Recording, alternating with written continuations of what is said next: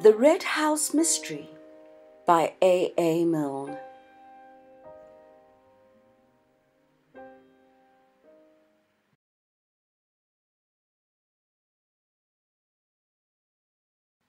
Chapter 3. 2 Men and a Body. Kaylee looked round suddenly at the voice. "Can I help?" said Anthony politely. "Something's happened," said Kaylee. He was breathing quickly. "I heard a shot. It sounded like a shot. I was in the library. A loud bang. I didn't know what it was. And the door's locked." He rattled the handle again and shook it. "Open the door," he cried. "I say, Mark, what is it? Open the door." "But he must have locked the door on purpose," said Anthony. "So why should he open it just because you ask him to?" Kaylee looked at him in a bewildered way. Then he turned to the door again. "We must break it in," he said, putting his shoulder to it. "Help me!" "Isn't there a window?" Kaylee turned to him stupidly. "Window? Window? So much easier to break in a window," said Anthony with a smile. He looked very cool and collected as he stood just inside the hall, leaning on his stick, and thinking, no doubt, that a great deal of fuss was being made about nothing. But then he had not heard the shot. "Window? Of course! What an idiot I am!" He pushed past Anthony and began running out into the drive. Anthony followed him. They ran along the front of the house, down the path to the left, and then to the left again over the grass. Kaylee in front, the other close behind him. Suddenly, Kaylee looked over his shoulder and pulled up short. "Here," he said. They had come to the windows of the locked room. French windows, which opened onto the lawns at the back of the house.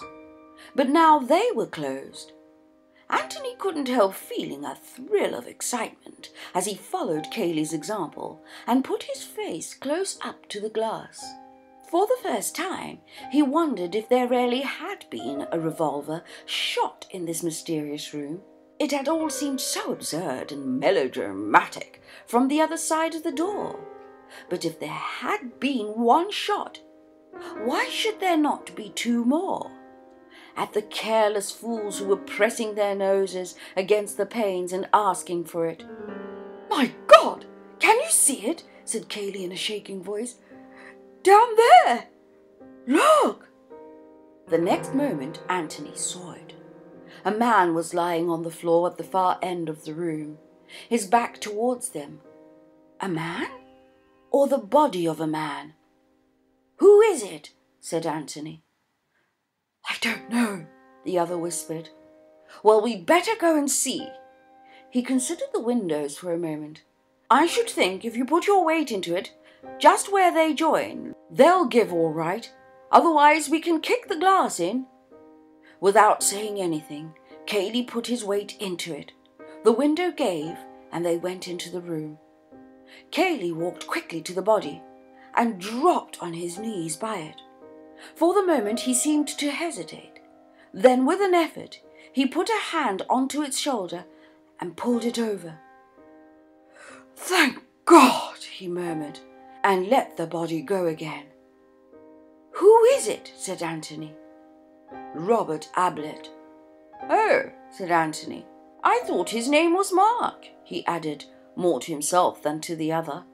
"Yes, Mark Ablett lives here. Robert is his brother." He shuddered and said, "I was afraid it was Mark." "Was Mark in the room too?" "Yes," said Kaylee absently. Then, as if resenting suddenly these questions from a stranger, "Who are you?"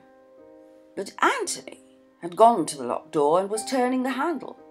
"I suppose he put the key in his pocket," he said, and he came back to the body again. "Who?" Anthony shrugged his shoulders. "Whoever did this," he said, pointing to the man on the floor. "Is he dead?" "Help me," said Kaylee simply. They turned the body onto its back, nerving themselves to look at it. Robert Ablett had been shot between the eyes. It was not a pleasant sight, and with his horror Anthony felt a sudden pity for the man beside him. and a sudden remorse for the careless, easy way in which he had treated the affair. But then one always went about imagining that these things didn't happen, except to other people. It was difficult to believe in them just at first, when they happened to yourself. "Did you know him well?" said Anthony quietly. He meant, were you fond of him? "Hardly at all. Mark is my cousin. I mean, Mark is the brother I know best." "Your cousin?" "Yes." He hesitated, and then he said, "Is he dead?" "I suppose he is." Do you know anything about that sort of thing? Perhaps I'd better get some water." There was another door opposite to the locked one, which led, as Anthony was to discover for himself directly, into a passage from which opened 2 more rooms. Cayley stepped into the passage and opened the door on the right. The door from the office, through which he had gone, remained open. The door at the end of the short passage was shut. Anthony, kneeling by the body, followed Cayley with his eyes, and after he had disappeared, kept his eyes on the blank wall of the passage. But he was not conscious of that at which he was looking, for his mind was with the other man, sympathizing with him. "Not that water is any use to a dead body," he said to himself, "but the feeling that you're doing something, when there's obviously nothing to be done, is a great comfort." Cayley came into the room again. He had a sponge in one hand, a handkerchief in the other. He looked at Anthony. Anthony nodded. Cayley murmured something and knelt down to bathe the dead man's face. Then he placed the handkerchief over it. A little sigh escaped Anthony, a sigh of relief. They stood up and looked at each other. "If I can be of any help to you," said Anthony, "please let me." "That's very kind of you. There'll be things to do, police, doctors, I don't know. But you mustn't let me trespass on your kindness. Indeed, I should apologize for having trespassed so much already. I came to see Beverly. He's an old friend of mine. He's out playing golf. He'll be back directly." Then, as if he had only just realized it, "They'll all be back directly. I will stay if I can be of any help. Please do. You see, there are women. It will be rather painful, if you would." He hesitated and gave Anthony a timid little smile, pathetic in so big and self-reliant a man. "Just your moral support, you know. It would be something." "Of course," Anthony smiled back at him and said cheerfully, "Well then, I'll begin by suggesting that you should ring up the police." "The police?" "Yes." He looked doubtfully at the other. "I suppose." Anthony spoke frankly. "Now look here, Mr. Cayley. I'm Mark Ablett's cousin. I live with him. My name's Gillingham. I'm sorry, I ought to have told you before. Well now, Mr. Cayley, we shan't do any good by pretending. Here's a man been shot. Well, somebody shot him." "He might have shot himself," mumbled Cayley. "Yes, he might have, but he didn't. Or if he did, somebody was in the room at the time, and that somebody isn't here now, and that somebody took a revolver away with him. Well, the police will want to say a word about that, won't they?" Cayley was silent, looking on the ground. "Oh, I know what you're thinking, and believe me, I do sympathize with you. But we can't be children about it. If your cousin Mark Ablett was in the room with this," he indicated the body, "this man, then—" "Who said he was?" said Cayley, jerking his head up suddenly at Anthony. "You did." "I was in the library. Mark went in. He may have come out again. I know nothing. Somebody else may have gone in." Yes, said Anthony patiently, as if to a little child. "You know your cousin. I don't. Let's agree that he had nothing to do with it. But somebody was in the room when this man was shot, and, well, the police will have to know. Don't you think?" He looked at the telephone. "Or would you rather I did it?" Cayley shrugged his shoulders and went to the telephone. "May I look around a bit?" Anthony nodded towards the open door. "Oh, do. Yes." He sat down and drew the telephone towards him. "You must make allowances for me, Mr. Gillingham. You see, I've known Mark for a very long time. But of course you're quite right, and I'm merely being stupid."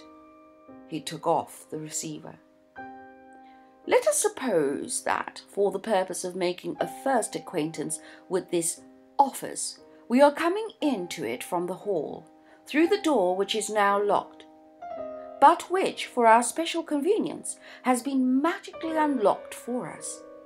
As we stand just inside the door, the length of the room runs right and left, or more accurately, to the right only, for the left-hand wall is almost within our reach. Immediately opposite to us, across the breadth of the room, some 15 feet, is that other door by which Cayley went out and returned a few minutes ago. In the right-hand wall, 30 feet away from us, are the French windows. Crossing the room and going out by the opposite door, we come into a passage, from which 2 rooms lead.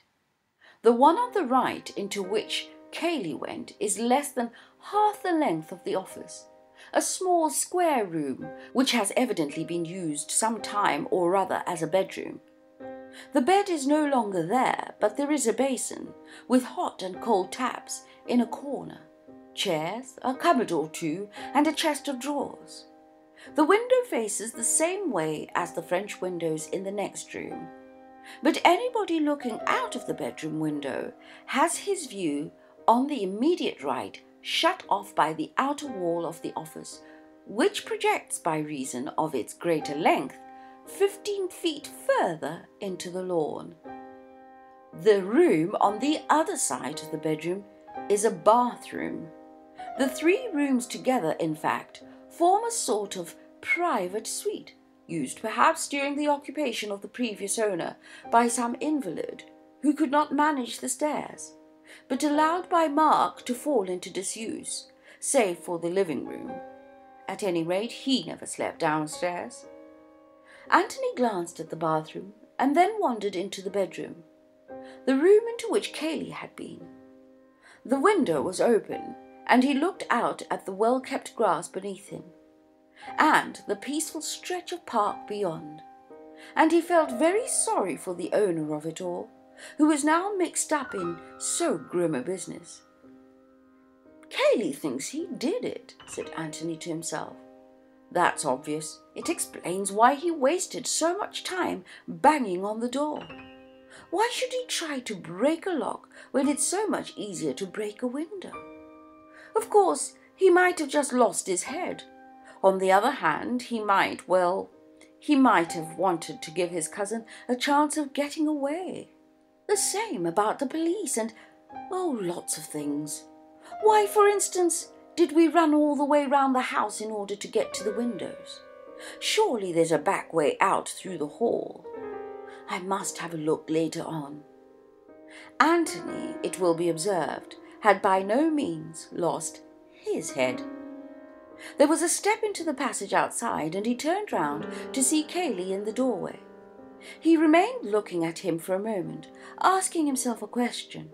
It was rather a curious question. He was asking himself why the door was open. Well, not exactly why the door was open. That could be explained easily enough. But why had he expected the door to be shut? He did not remember shutting it. But somehow he was surprised to see it open now, to see Cayley through the doorway, just coming into the room. Something working subconsciously in his brain had told him that it was surprising. Why? He tucked the matter away into a corner of his mind for the moment. The answer would come to him later on. He had a wonderfully retentive mind. Everything which he saw or heard seemed to make its corresponding impression somewhere in his brain, often without his being conscious of it. And these photographic impressions were always there, ready for him when he wished to develop them. Kaylee joined him at the window. "I've telephoned," he said. "They're sending an inspector or someone from Middleston, and the local police and doctor from Stanton." He shrugged his shoulders. "We're in for it now." How far away is Middleston? It was the town for which Anthony had taken a ticket that morning, only 6 hours ago. How absurd it seemed. "About 20 miles. These people will be coming back soon." "Beverly and the others?" "Yes, I expect they'll want to go away at once." "Much better that they should." "Yes." Kaylee was silent for a little. Then he said, "You're staying near here?" "I'm at the George, at Woodham." "If you're by yourself, I wish you'd put up here. You see," he went on awkwardly, "you'll have to be here for the inquest and so on. If I may offer you my cousin's hospitality in his, if he really has—" Anthony broke in hastily with thanks and acceptance. "That's good. Perhaps Beverly will stay on if he's a friend of yours. He's a good fellow." Anthony felt quite sure from what Kaylee had said, and had hesitated to say, that Mark had been the last to see his brother alive. It didn't follow that Mark Ablett was a murderer. Revolvers go off accidentally, and when they have gone off, people lose their heads and run away, fearing that their story will not be believed. Nevertheless, when people run away, whether innocently or guiltily, one can't help wondering which way they went. "I suppose this way," said Anthony, looking out of the window. "Who?" said Kaylee stubbornly. "Well, whoever it was," said Anthony, smiling to himself. "The murderer, or let us say, the man who locked the door after Robert Ablett was killed." "I wonder. Well, how else could he have got away? He didn't go by the windows in the next room because they were shut. Isn't that rather odd?" "Well, I thought so at first, but—" He pointed to the wall jutting out on the right. "You see, you're protected from the rest of the house if you get out here. And you're quite close to the shrubbery. If you get out at the French windows, I imagine you're much more visible. All that part of the house," he waved his right hand, "the west, well, northwest almost, where the kitchen parts are, you see, you're hidden from them here." Oh yes, he knew the house, whoever it was, and he was quite right to come out of this window. He'd be into the shrubbery at once. Kaylee looked at him thoughtfully. "It seems to me, Mr. Gillingham, that you know the house pretty well, considering that this is the first time you've been to it." Anthony laughed. "Oh, well, I notice things, you know. I was born noticing. But I'm right, aren't I, about why he went out this way?" "Yes, I think you are." Kaylee looked away towards the shrubbery. "Do you want to go noticing in there now?" He nodded at it. "Yes, I think we might have to leave that to the police," said Anthony gently. "Well, there's no hurry." Kaylee gave a little sigh, as if he had been holding his breath for the answer, and could now breathe again. "Thank you, Mr. Gillingham," he said.